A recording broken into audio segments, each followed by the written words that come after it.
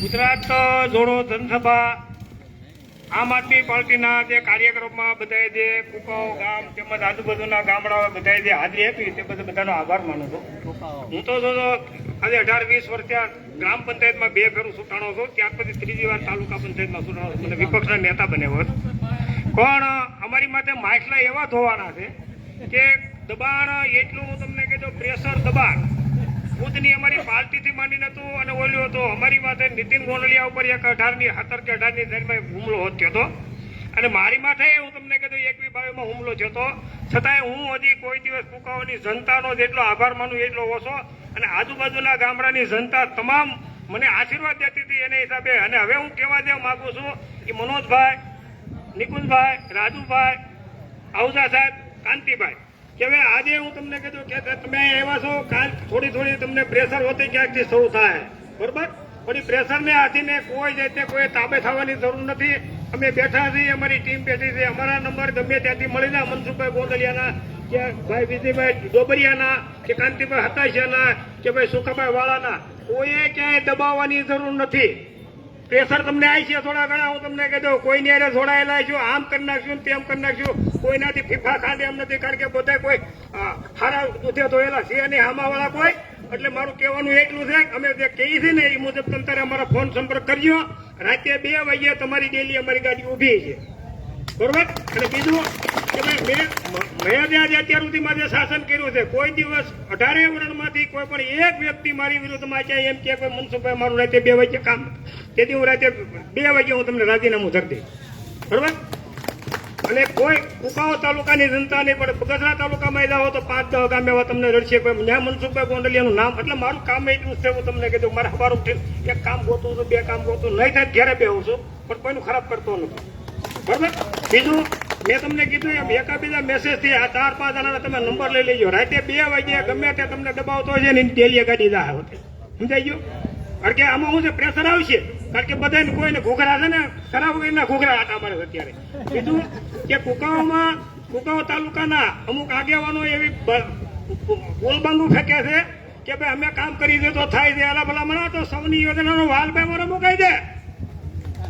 Challenge આપું છું, તમે હાથ તોરા કરવા મેં આવીશું. ખાતા ફોજદારી બંધ કરો તમે. હો કે તમે કેવા છો બધી બધાને ખબર જ હોય છે કે આમાં કોઈને કઈ લેવા દેવાનું નથી. અમે દબાણ થઈ ગયા છીએ, 100% વાત છે, પણ જનતા દબાયા નહીં, ફાઇનલ છે.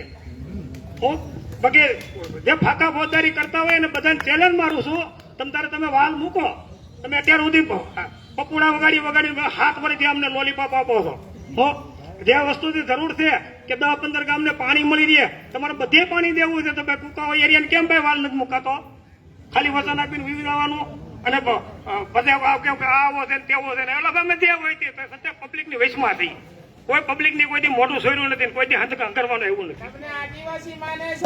હા, એ વાત સાચી છે, એ વાત એને આદિવાસી આપણને કઈ વાંધો નહીં, સૈતરભાઈ વસાવે એ છે, પણ એને કરી બતાવ્યું છે, સમજાઈ ગયું? એમ આપણે કરી બતાવવાનું છે, એવું નથી. હા, આપણે કરી બતાવવાનું. તમને કહેજો કે આ લોકો ત્યાં એ સુધી માને જ નથી કોઈ હિસાબે. હા, વસ્તુ છે ભારત.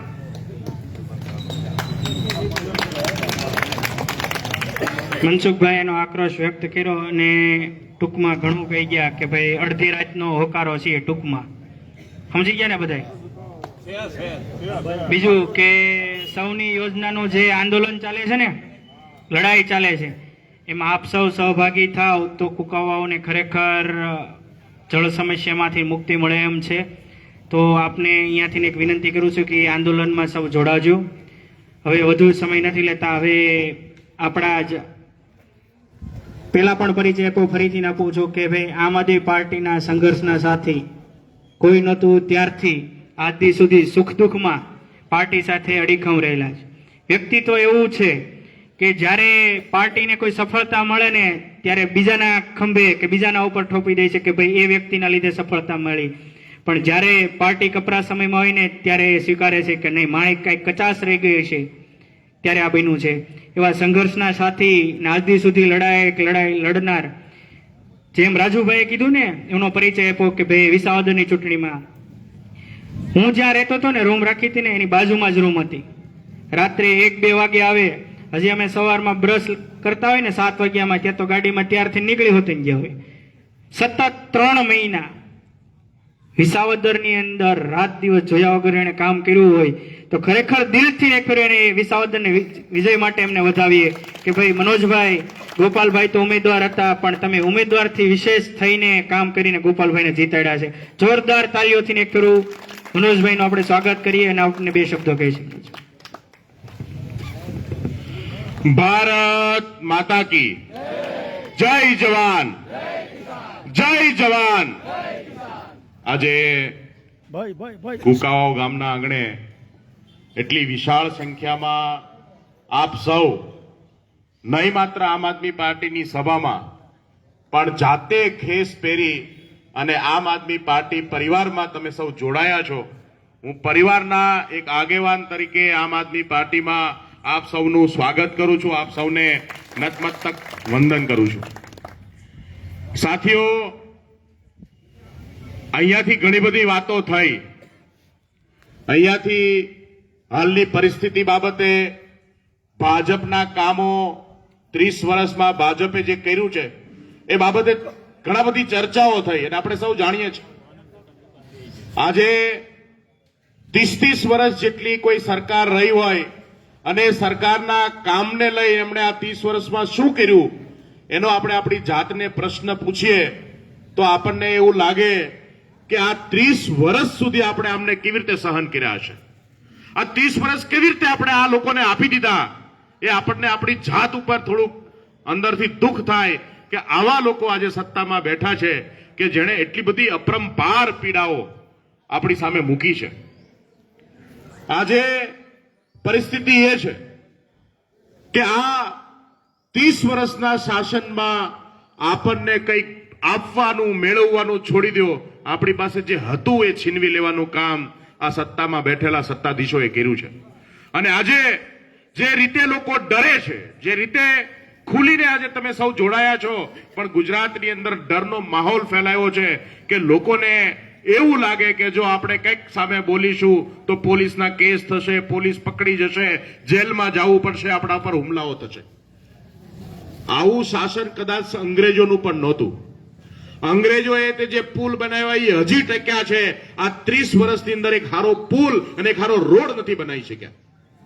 આના કરતા અંગ્રેજો સારા હતા. આવી પરિસ્થિતિમાં આજે જે પરિસ્થિતિ ગુજરાતમાં નિર્માણ થઈ છે, ગુજરાતની અંદર ગુજરાતની જનતાઓની વેદનાને વાચા આપવાનું કોઈએ કામ કર્યું હોય તો એ વિસાવદરની જનતાએ કર્યું છે. અને આપણે વિસાવદરની જનતાને આવકારવી જોઈએ, બિરદાવવી જોઈએ કે વિસાવદરની જનતાએ એવું કરી બતાવ્યું જે આજ દી સુધી ગુજરાતમાં કોઈ કરી નહોતું શક્યું. એક તરફ આખી સરકાર હતી, એક તરફ 150 ધારાસભ્યો, 10 મંત્રીઓ, મુખ્યમંત્રી, ભાજપના તમામ મોટા માથાઓ એ રણ મેદાનની અંદર ભાજપને જીતાડવા કામે લગાયા. ત્યારે આપણા જેવા સામાન્ય લોકોએ, તમારા ને મારા જેવા સામાન્ય કાર્યકર્તાઓએ ભેગા થઈ અને નહીં માત્ર એક સીટ, આખી સરકારને હરાવવાનું કામ આપણે વિસાવદરની અંદર કર્યું છે. અને એટલા માટે ગુજરાતની અંદર જ્યાં પણ પીડાઓ છે, જ્યાં પણ સમસ્યાઓ છે, ત્યાં ગુજરાતના લોકો કહેતા થયા છે કે કામ કરવા મળો નકર વિસાવદર વાળી થવાની છે. અને આ વિસાવદર વાળી આ ભાજપને રાતમાં ઊંઘ નથી આવવા દેતી. એના સપનામાં આ વિસાવદર આવે છે. અને એટલા માટે આજે ગુજરાતે એક નવો નારો અપનાવ્યો છે કે ગુજરાતની સમસ્યાનું સમાધાન માત્ર ને માત્ર વિસાવદર વાળી છે. આવવા દો ચૂંટણીઓ, આવવા દો સ્થાનિક સ્વરાજની ચૂંટણી, આવવા દો વિધાનસભાની ચૂંટણી. આ ચૂંટણીની અંદર જ્યાં પણ ભાજપનું કમળ છે એની સામે વિસાવદર વાળી થવાની છે. આમ આદમી પાર્ટી કોઈ પાર્ટી નથી. આમ આદમી પાર્ટી કોઈના બાપ દાદાનો ગ્રાસ નથી.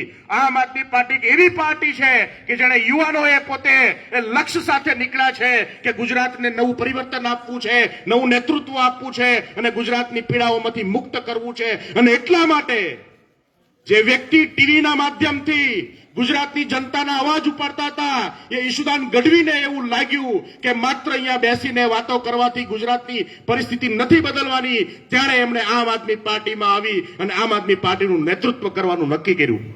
સાથીઓ, એવા લોકો આમ આદમી પાર્ટીનું નેતૃત્વ કરી રહ્યા છે કે જેણે સામાન્ય માણસને અવાજને વાચા આપવાનું કામ કર્યું છે. ગોપાલ ઇટાલિયા તમારા ને મારા જેવો, તમારા ને મારા વચ્ચેનો એક એવો યુવાન છે કે જેમણે જિંદગીભર સંઘર્ષ કર્યો છે, 5 પૈસા માટે સંઘર્ષ કર્યો છે. એમણે 2 સરકારી નોકરીઓ મૂકી અને લોકોના પ્રશ્નો માટે, લોકોની પીડાને વાચા આપવા માટે જ્યારે ગુજરાતની જનતાની લડાઈ લડવાનું શરૂ કર્યું ત્યારે વિસાવદરની જનતાએ એમને સ્વીકાર્યો છે અને વિસાવદરની જનતાએ આપણને નવી દિશા આપી છે.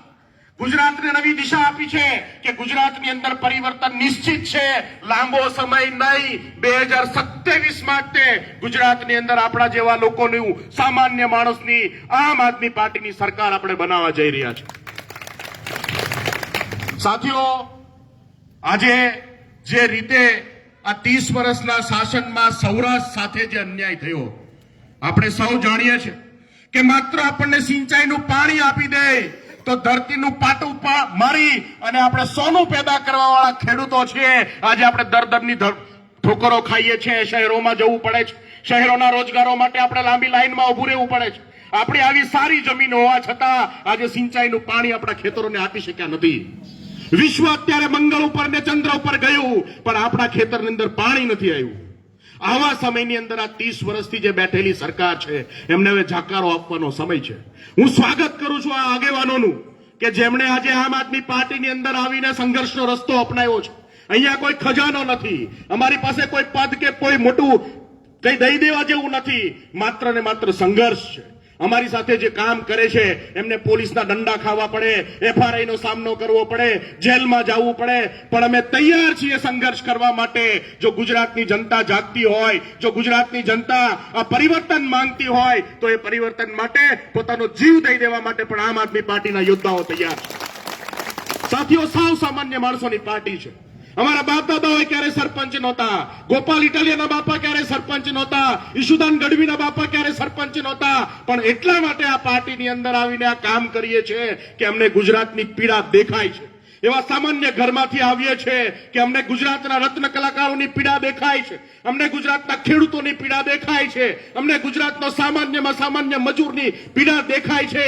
આઝાદીના 75 વર્ષ પછી પણ તમે જો સારું સન્માનજનક જીવન ન આપી શકતા હોય તો ધિક્કાર છે એવી સરકારને. આ સરકારને બદલે આપણે આ સરકાર વગર ચલાવી લેશું અને આગામી દિવસોની અંદર ગુજરાતમાં બેઠેલા તાનાશાહો જે બેઠા છે, જેમને આંખ કાન બંધ કર્યા છે, એમને અહીંયાથી આપણે સંદેશ આપવાનો છે કે હવે જાજો સમય નથી તમારો. તમારા વળતા પાણી વિસાવદરથી શરૂ થયા છે, એક પણ ચૂંટણીમાં તમને જીતવા દેવાના નથી.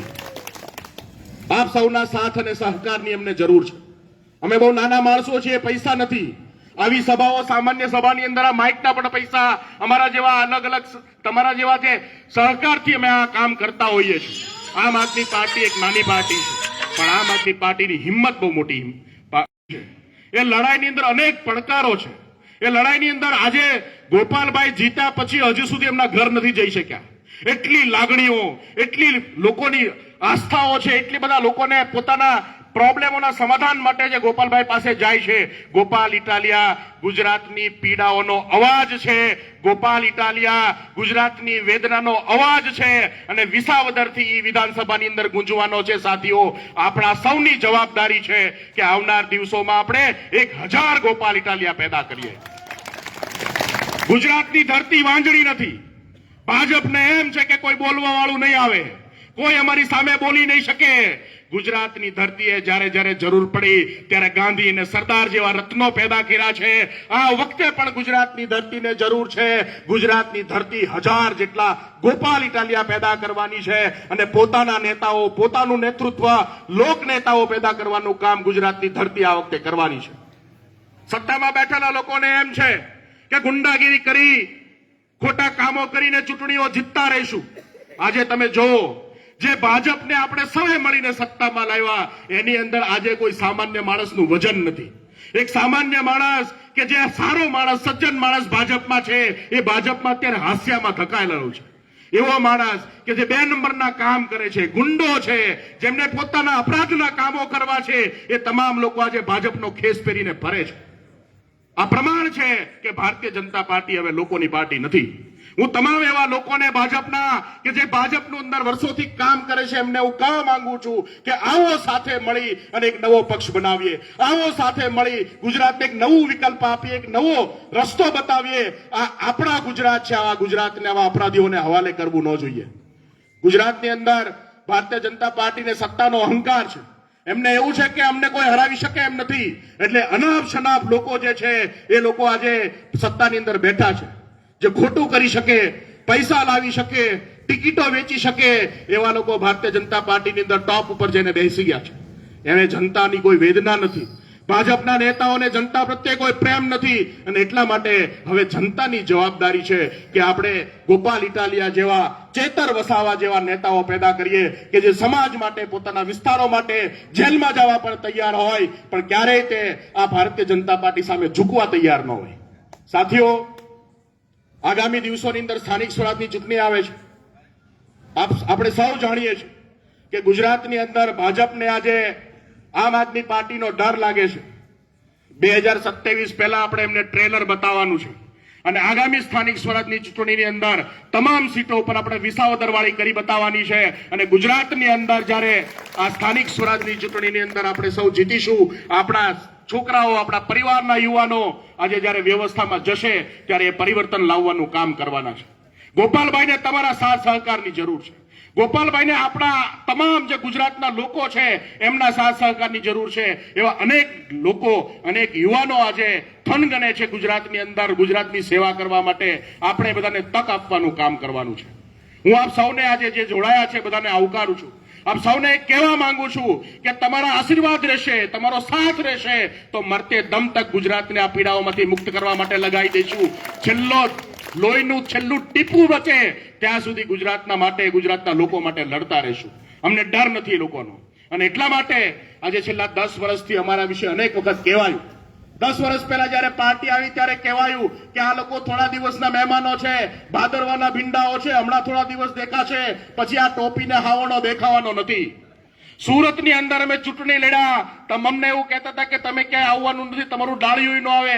ત્યારે અમે અહીંયા કોંગ્રેસને ઝીરો કરી અને ગુજરાતની અંદર પહેલી વાર એવું બન્યું કે મુખ્ય વિપક્ષ તરીકે સુરતની અંદર આપણે જીતીને આવ્યા. ત્યાર પછી પણ એવું કહેવાયું કે આ લોકો ભલે અહીંયા જીતી ગયા, અઠ્ઠે ગઠ્ઠે જીત્યા લાગે છે, વિધાનસભામાં તો કોઈ ત્રીજો પક્ષ ચાલ્યો નથી, આ લોકોને એકોય સીટ નહીં મળે. ત્યારે આપણે 5 સીટો સાથે ગુજરાતની અંદર ગુજરાતનો દરવાજો ખખડાવીને આપણે અંદર આવ્યા અને છાતી ઠોકી અને એક પણ રૂપિયાનો દારૂ પાયા વગર 41 લાખ જેટલા મત અને 5 ધારાસભ્ય ચૂંટાઈને આવ્યા. આ પ્રમાણ હતું કે ગુજરાતની જનતાને આમ આદમી પાર્ટીની જરૂર છે. અને વિધાનસભાની ચૂંટણી પૂરી થાય એટલે કહેવા લાગ્યા કે આ લોકો હવે પૂરા થઈ જાય, 27માં દેખાય તો કેજો, આ ગોપાલ ઇટાલિયા ધંધે લાગી જવાનો છે, હવે તમે મળે તો કેજો આડો.